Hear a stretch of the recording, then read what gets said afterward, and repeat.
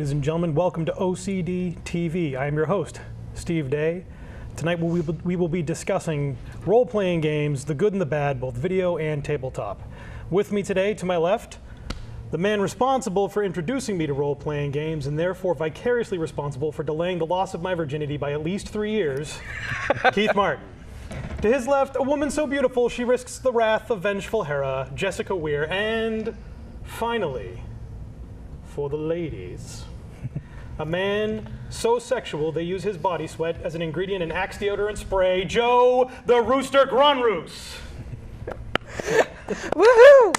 Give yourselves a hand, we don't have an audience. I'm going to kick things off with tabletop role-playing games, and we're going to start with what we feel was the best one, or at least the one that was really important to us in terms of how we got involved. And we're going to start that off with Keith Martin, of course, who's the aged veteran. Yep. So yeah, I've been playing D&D for about 25 years now. So we all started off with the great little red box. Had the first 2 books in it, and it was great. You know, the read this book first. Yes. You just made me do math saying 25 years. Yes. You Yes. can't Just made me do math saying 20, first. 25 that. long years. Only 25 years, you sure? Of actual, yeah, about 11 or 12 years old when I started picking up D&D. So yeah, the basic D&D set, you know, you got that and you opened it up and it was like, oh, all this great stuff, you know. The and you start reading it, and you know, and you realize that it's just kind of, you know, something different, you know. Seemed like a board game, but in the end there was more self-determinacy. Right. It was unconfined. Didn't involve a board, didn't involve pieces. You guys can actually explain what this is, what it is. Well, some people might not know if they're watching. Or if they're young and sitting here in this chair. Or if they think hit points was something that, you know, Japanese animators made up for video games. Right. Well, why don't you explain it so that you can corrupt a whole new generation of human beings? No, that's the idea. But I think the issue with that first box was it seemed like any other game. Like, you know, Right. like you would pick this up at, you know, next to Battleship. Right.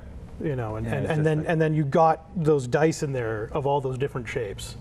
Mm-hmm. You know, the 5 perfect solids, and then the 10-sided die, which, you know, It's just weird. which was odd. Although I think it was the 12, honestly, that almost never got used, and that the other 5 dice kind of, you know, avoided at parties. And never ever step on a 4-sided die. Never step on a 4-sided die. They're like caltrops. Yeah. And 10-sided dice are really the only ones you should have to use. No, That's your opinion. That is my opinion. We'll get to that. Well, you know, and then the various editions of D&D. Right. You can explain the history of that better than I can. Well, back in 1974, Gary Gygax came out with a game called Chainmail, actually, and which was the predecessor to almost every tabletop role-playing game. And you had your standard fantasy type fare of, you know, elves and dwarves, and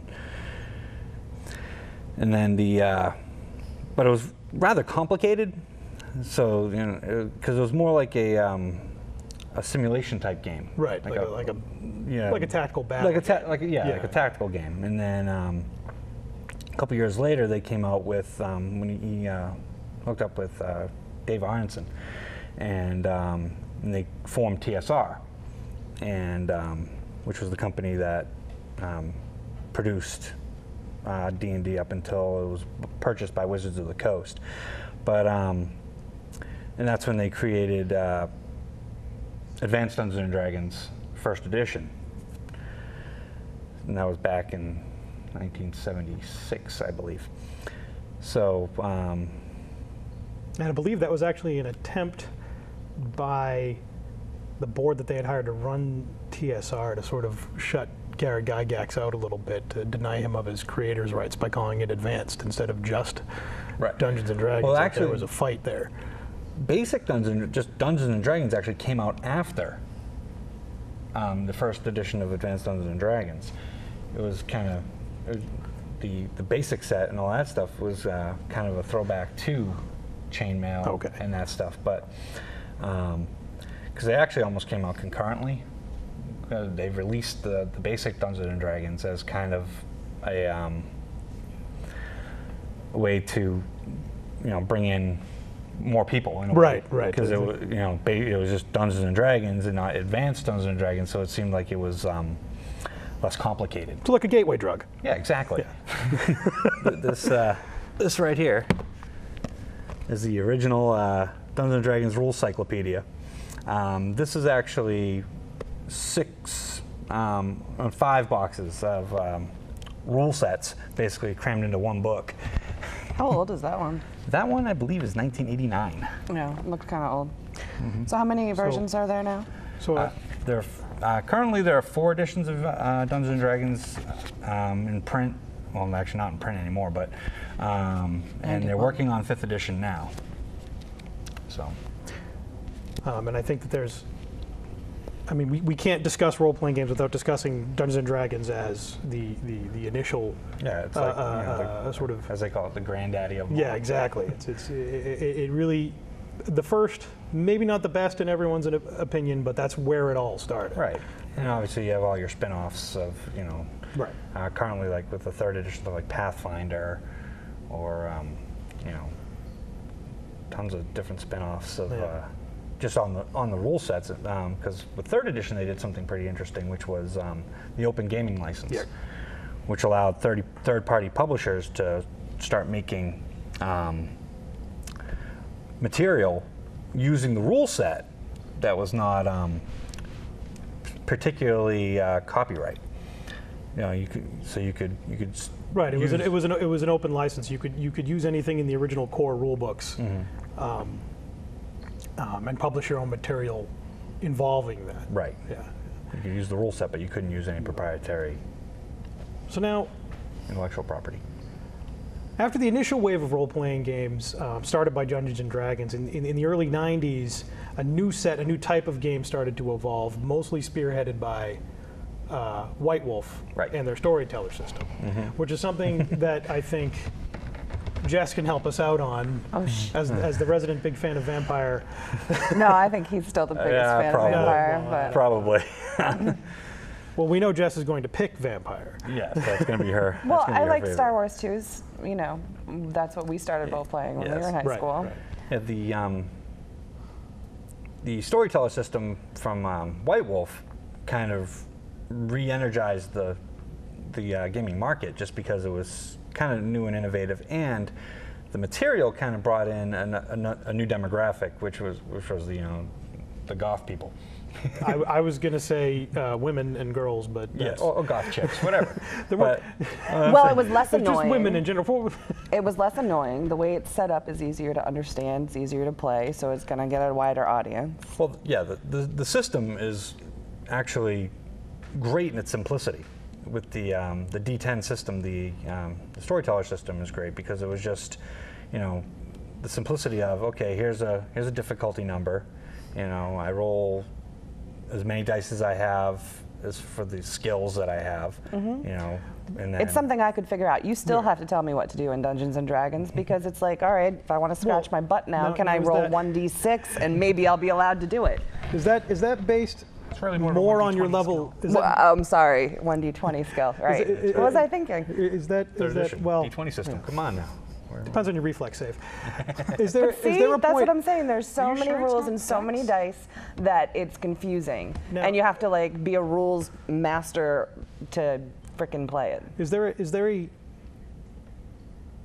I guess what my question is, Jesse, is there something about the setting of the storyteller system, though, that makes it more appealing to you, and therefore are you more interested in playing? I guess with Vampire, it's all this world, do you know what I'm saying? So it's easy to set a story in Boston and something that's more familiar, and humans interacting with other supernatural creatures and all that. But they also just had awesome just storylines. I mean, just reading the role-playing book, cover to cover, was so interesting. And the stories that they put in there were great. It was like reading a book too. So that was cool. But I honestly just find it easier to play because I can read it, I can open it up, I can understand it, and all I need is one kind of dice. Yeah, and, you know. it's like the metric system. Right. It's 1 Shut through up. 10. And, One through 10.